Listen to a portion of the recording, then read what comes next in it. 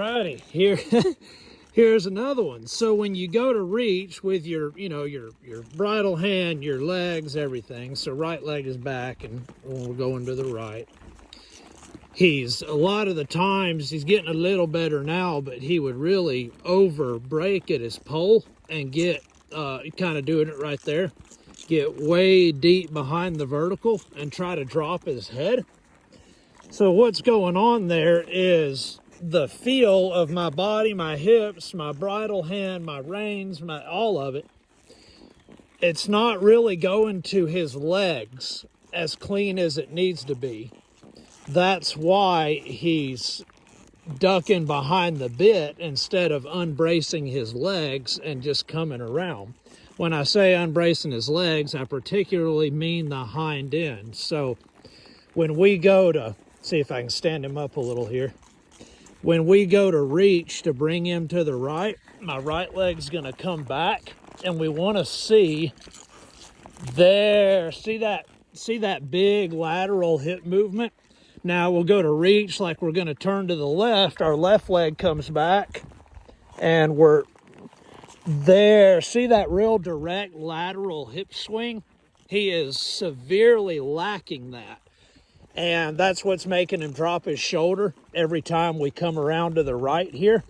Through this part of this turn right here, he drops really bad. So I'm going to pick up my rein, get my right leg kind of a little further back to keep that hind end stepping under basically my tailbone. His right hind leg stepping underneath my tailbone.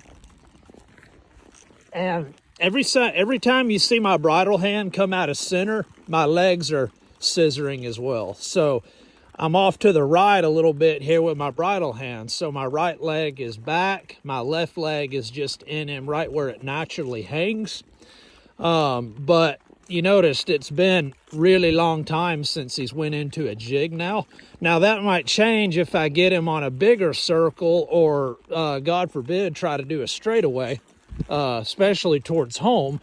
But at least now we've kind of got a safe little home base where he's feeling a little bit looser in his hips. He's not getting quite as tight. As I circle him here, I just keep on bridle reining him to the right, pushing his hips to the left. There, trying to get that hip swinging. That hip needs to swing off of my leg and my bridle rein. So like to really get into it here, when this right bridle rein, when he feels that right bridle rein coming against his neck, see how he's bending the wrong way? It's because his hip is stuck to the left over here. It's stuck to the inside of this left circle.